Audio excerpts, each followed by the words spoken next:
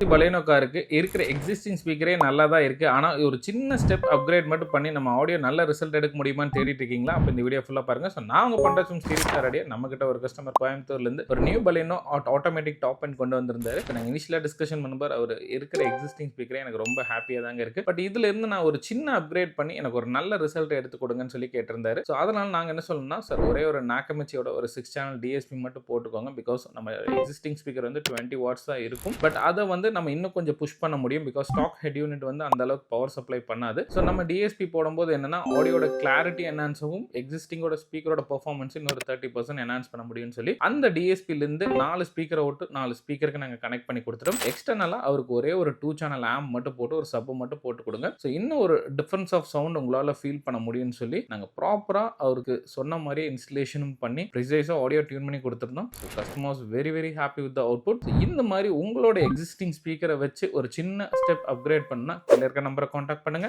நான் உங்களுக்கு சப்போர்ட் பண்றேன். தேங்க்யூ.